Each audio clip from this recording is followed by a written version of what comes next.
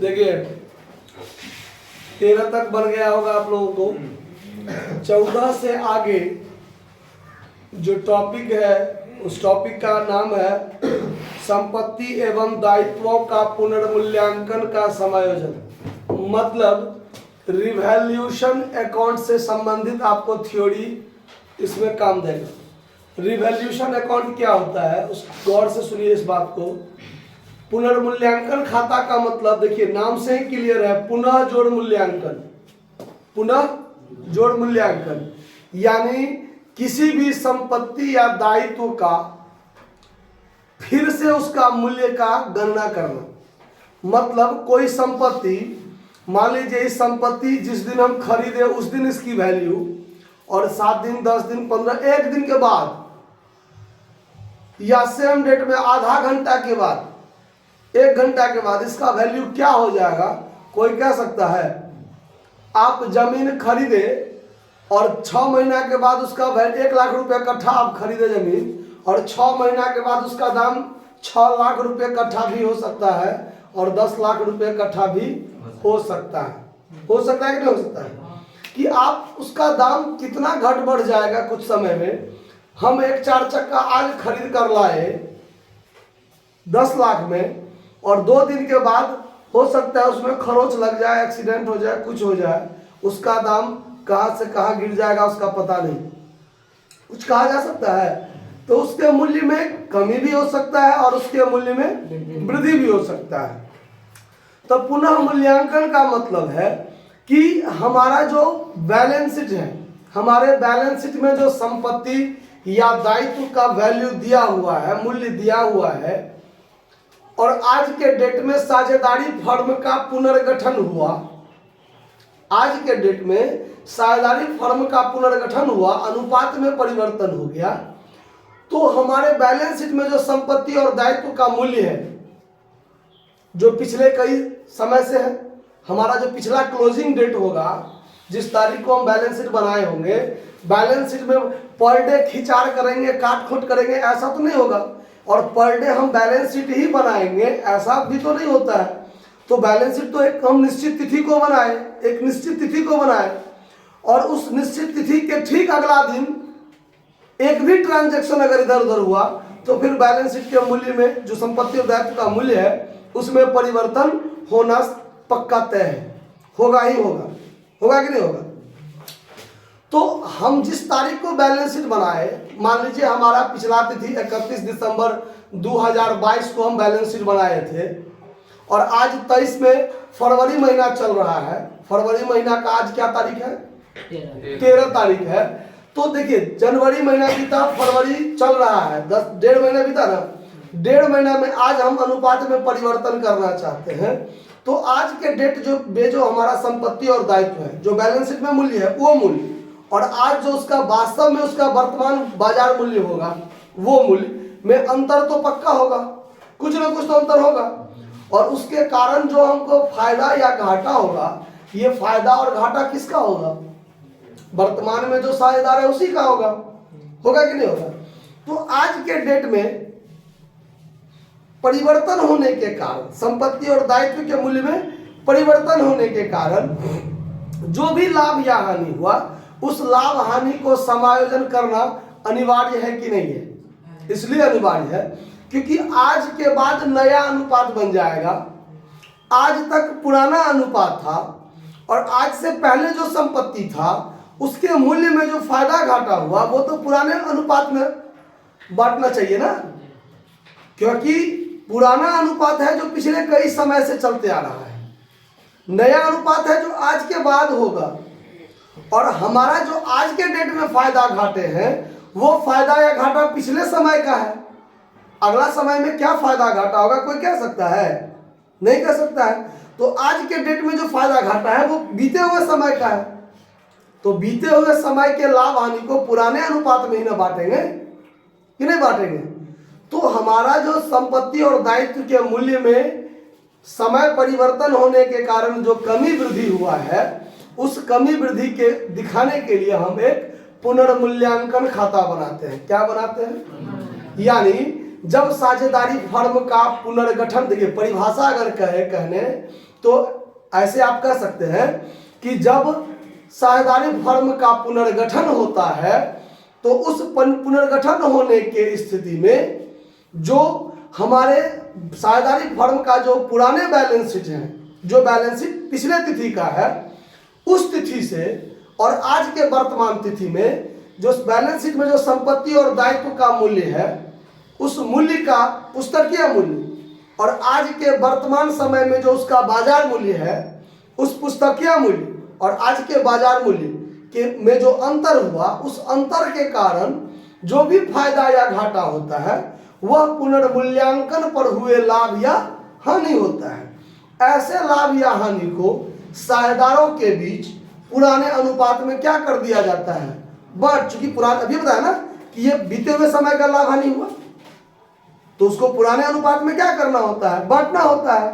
तो फिर यहाँ पर दो तरह की बातें हो जाती है, या तो उसको पुराने अनुपात में बांटकर समाप्त कर दिया जाए, या नहीं फिर तो उसको अनुपात में जो परिवर्तन होता है उस परिवर्तन होने के कारण उसको क्या किया जाए, समायोजन किया जाए। जैसे हम लोग जनरल रिजर्व या पीएल अकाउंट में अनुपात में परिवर्तन होने के कारण जो परेशानी होता था उसको क्या करते थे, समायोजन करते थे कि बाद में आपको अनुपात में परिवर्तन होने के कारण ज्यादा मिलेगा तो अभी कम कर देते हैं, भविष्य में कम मिलेगा तो अभी बढ़ा देते हैं, किए थे ना।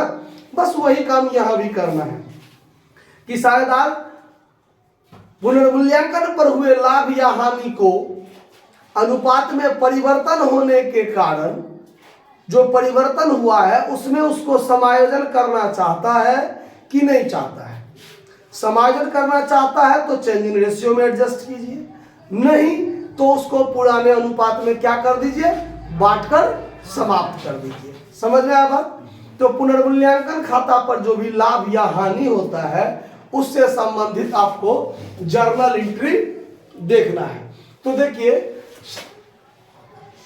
रिवैल्यूएशन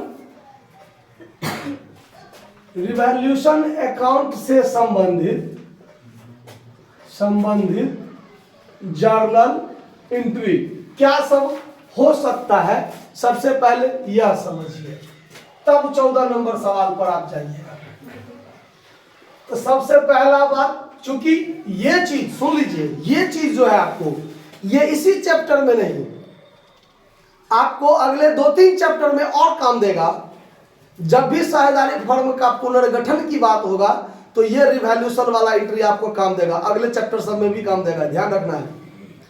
वर्तमान साझेदारों के लाभ विभाजन अनुपात में परिवर्तन, साझेदार का प्रवेश, साझेदार का अवकाश, साझेदार का मृत्यु, हर एक चैप्टर में ये काम देगा, इसीलिए गौर से इसको समझा कीजिए। इससे संबंधित जो जर्नल एंट्री और खाते खुलेंगे कैसे, ध्यान से सुनिए। संपत्ति के मूल्य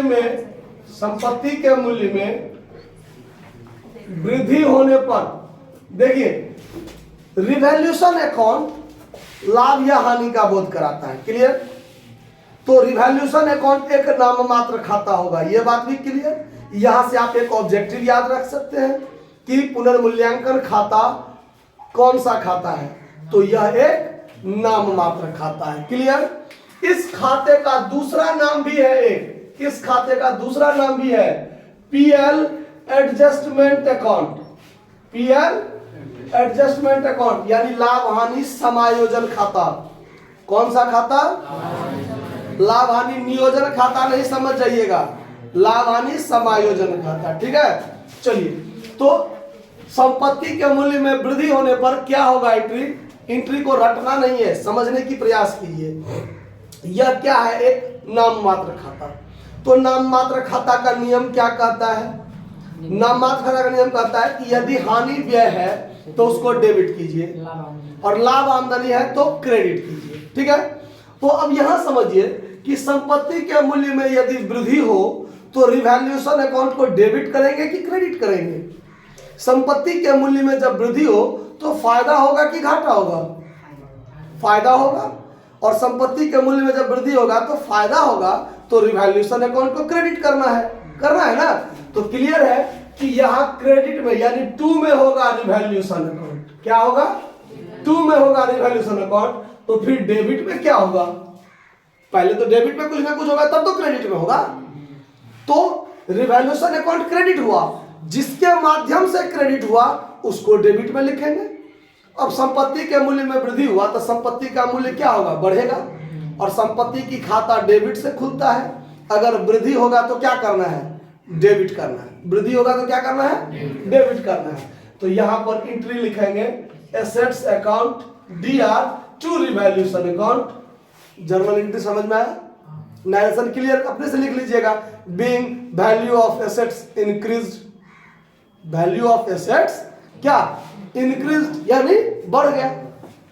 अब देखिए ठीक यहाँ पर होगा संपत्ति के मूल्य में, संपत्ति के मूल्य में कमी होने पर, कमी होने पर, तो कमी होने पर क्या होगा, ठीक इसका उल्टा। संपत्ति के मूल्य में यदि कमी होगा तो क्या होगा, हानि। तो हानि होगा तो रिवैल्यूएशन अकाउंट क्या होगा, डेबिट, क्योंकि ना मात्र खाता है। रिवैल्यूएशन अकाउंट क्या होगा, डेबिट, रिवैल्यूएशन अकाउंट डेबिट। और 2 में क्या होगा, तो संपत्ति अगर घटेगा तो संपत्ति को क्रेडिट किया जाता है, किया जाता है ना। अगर घटने पर संपत्ति को क्रेडिट किया जाता है तो 2 में एसेट्स अकाउंट। क्लियर। अब देखिए अब आगे दायित्व के मूल्य में, दायित्व के मूल्य में कमी होने पर, दायित्व के मूल्य में कमी होने पर, अब दायित्व का मूल्य जब घटेगा तो फायदा होगा कि घाटा होगा। कर्जा का मूल्य यदि घट जाए, कर्जा यदि घट जाए तो फायदा होगा। कर्जा यदि घट जाए तो क्या होगा, फायदा होगा ना, कि घाटा होगा, फायदा होगा ना। तो देखिए फायदा होगा तो 2 में रिवैल्यूएशन होगा, ये तो क्लियर है। 2 में रिवैल्यूएशन होगा तो डेबिट में क्या होगा, तो कर्जा घट रहा है, तो कर्जा घटता है तो कर्जा को डेबिट से घटाते हैं ना। पूंजी कर्जा लाभ आमदनी की खाता क्रेडिट से खुलता है, लेकिन जब वृद्धि होगा तो क्रेडिट करेंगे और कमी होगा तो डेबिट करेंगे। तो कर्जा यदि घटे तो डेबिट करते हैं। तो यहाँ पर लायबिलिटी अकाउंट क्या हो जाएगा, लायबिलिटीज अकाउंट DR। 2 में क्या होगा, रिवैल्यूएशन अकाउंट। समझे बात। अगर ठीक ऐसे ही हो दायित्व के मूल्य में, दायित्व के मूल्य में, अरे मूल्य, ठीक है समझ में आ बात। तो दायित्व के मूल्य में वृद्धि होने पर, वृद्धि होने पर, अब दायित्व के मूल्य में वृद्धि होने पर क्या होगा। अब देखिए कर्जा यदि बढ़ेगा तो हमारे लिए फायदा होगा कि घाटा, घाटा होगा। अब घाटा होगा तो रिवैल्यूएशन को तो डेबिट करना पड़ेगा, ना मात्र खाता है ना। तो रिवैल्यूएशन अकाउंट क्या करना पड़ेगा, डेबिट, रिवैल्यूएशन अकाउंट डेबिट। और 2 में क्या होगा, लायबिलिटीज अकाउंट, लायबिलिटीज अकाउंट। समझे बात। अब इससे संबंधित और जर्नल एंट्री देखिए। अलिखित संपत्ति का लेखा करने पर, अलिखित संपत्ति का, अलिखित संपत्ति का लेखा करने पर, अगर अलिखित संपत्ति का लेखा करेंगे मतलब ऐसा एसेट्स जिसका पहले से कोई चर्चा नहीं था लेकिन अब उसका चर्चा होगा। संपत्ति था मगर बैलेंस शीट में लिखा हुआ नहीं था लेकिन अब लिखेगा, तब तो ये हो गया संपत्ति के मूल्य में वृद्धि होना ना। अलिखित संपत्ति का लेखा करना मतलब संपत्ति को बढ़ाना, होगा कि नहीं होगा। तो अलिखित संपत्ति का लेखा करने पर यही एंट्री होगा ना, संपत्ति के मूल्य में क्या करने पर, वृद्धि होने पर। तो जो हमारा अनरिकॉर्डेड एसेट्स है वो डेबिट हो जाएगा। अनरिकॉर्डेड एसेट्स को क्या कर देंगे, डेबिट। और 2 में क्या हो जाएगा, रिवैल्यूएशन, रिवैल्यूएशन अकाउंट। समझे बात। अलिखित दायित्व का लेखा करने पर, अलिखित दायित्व का लेखा करने पर, देखिए अलिखित दायित्व का लेखा करने पर, अलिखित दायित्व का लेखा करने पर, अलिखित दायित्व का लेखा करने पर का मतलब क्या हुआ, हमारा कर्जा बढ़ेगा कि घटेगा, हमारा कर्जा घटेगा कि बढ़ेगा, बढ़ेगा, स्वाभाविक बात है। हमारा लायबिलिटी है, पहले से बैलेंस शीट में नहीं है, लेकिन अब होगा तो हमारा कर्जा बढ़ेगा। तो कर्जा बढ़ने पर क्या होता है एंट्री, दायित्व के मूल्य में वृद्धि होने पर रिवैल्यूएशन अकाउंट, घाटा लगेगा हमको इस पर, तो revaluation account D R to liability, तो यहां हो जाएगा revaluation account, revaluation account D R to unrecorded liabilities account. आया बात समझ में, कोई दिक्कत? अब इतना एंट्री जब हम लोग बना लेंगे तब तो रिवैल्यूएशन अकाउंट खोलेंगे। रिवैल्यूएशन अकाउंट खोलेंगे तो उसमें फायदा घाटा तो होगा, घाटा फायदा होगा ना। तो घाटा फायदा होगा तो ध्यान से देखिए, पुनर्मूल्यांकन खाता में लाभ होने पर क्या होगा एंट्री, रिवैल्यूएशन अकाउंट में लाभ होने पर, क्या होने पर, और रिवैल्यूएशन अकाउंट में जब लाभ होगा तो वो लाभ कौन बांट लेगा आपस में, जो साझेदार है वो बांटेगा। किस अनुपात में, पुराने अनुपात में, चूंकि पुराने समय का है तो पुराने अनुपात में होगा ना। तो पुराने अनुपात में जब बांटेगा तब क्या होगा, देखिए रिवैल्यूएशन अकाउंट क्या है, नाम मात्र खाता, नाम मात्र खाता, और इसमें लाभ हुआ, तो लाभ हुआ तो इसका कौन सा शेष होगा, लाभ का कौन सा शेष होता है, क्रेडिट शेष। अब रिवैल्यूएशन अकाउंट में लाभ हुआ तो इसका मतलब उसका क्रेडिट शेष होगा। एंट्री समझिए, रट्टा मार के जिंदगी में नहीं होने वाला है, कॉमर्स खास करके रट्टा मारने वाला चीज नहीं है, समझ नहीं समझे तो फिर कोई फायदा नहीं। तो रिवैल्यूएशन अकाउंट में लाभ होने पर तो ये लाभ तो साझेदार आपस में बांटेगा, और रिवैल्यूएशन लाभ है तो लाभ का कौन सा शेष होता है, क्रेडिट, और क्रेडिट शेष होता है, लेकिन अब वो लाभ बटा जाएगा, साझेदार बांट लेगा, तो उस क्रेडिट शेष को डेबिट करके समाप्त करना है। डेबिट करके क्या करना है, समाप्त करना है। तो यहाँ पर एंट्री होगा revaluation account D are, revaluation account D are, और 2 में होगा साझेदार का पूंजी इस लाभ को बांटने से क्या होगा, बढ़ेगा।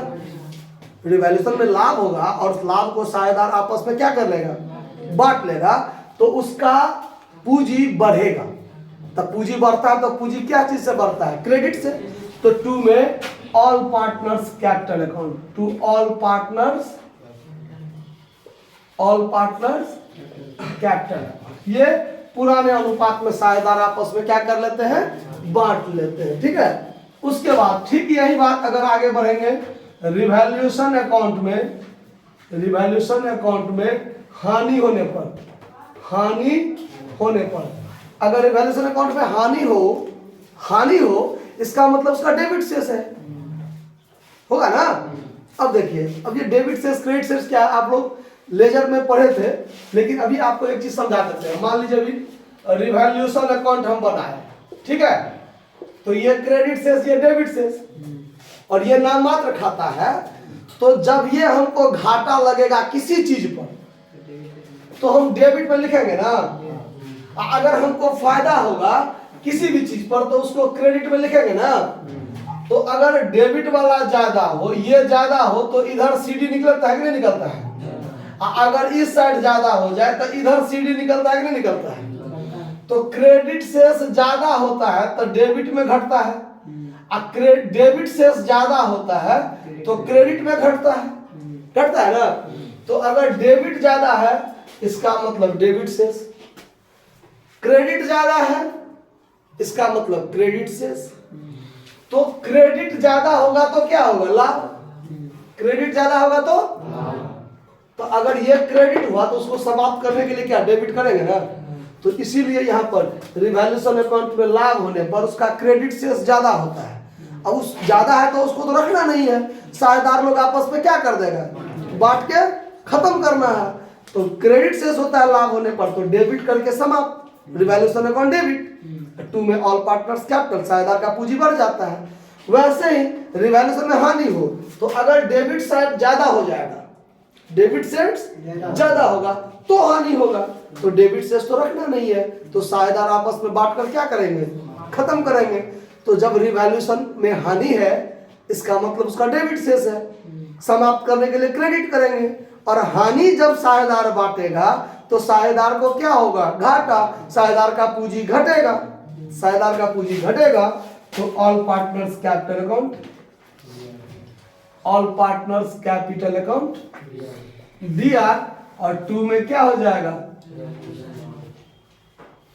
Revaluation account. समझे बात, इतना जर्नल एंट्री आपको रिवैल्यूएशन अकाउंट से संबंधित ध्यान रखना है। आया बात समझ में। अब जब साझेदार आपस में रिवैल्यूएशन के लाभ या हानि को बांट लेंगे, इसका मतलब ये एंट्री बनाएंगे ना। साझेदार जब अपने लाभ या हानि को रिवैल्यूएशन अकाउंट के लाभ या हानि को बांट लेंगे तब तो ये एंट्री बनेगा। और अगर नहीं बांटना चाहते हैं, समायोजन करना चाहते हैं, तब तो चेंज इन रेशियो में लाभ के लिए क्या एंट्री बनाते हैं, माइनस वाले साझेदार को डेबिट और प्लस वाले साझेदार को, मतलब जो माइनस में निकलता है यानी गेनिंग होता है, ओल्ड में से न्यू घटाते हैं ना, तो गेनिंग होता है तो गेनिंग वाले को DR2 sacrificing partners capital account, और अगर हानि हो जाता है तो वही एंट्री उलट जाता है, sacrificing partners capital account DR2 gaining partners capital account. बनाए थे एक सवाल 10 नंबर के लगभग, तो वैसे ही हम लोगों को आगे 14 नंबर सवाल में ध्यान रखना है। तो पहले इसको आप नोट कर लीजिए, इसको समझ लीजिए, उसके बाद हम लोग 14 नंबर सवाल पर चलते हैं, ठीक है।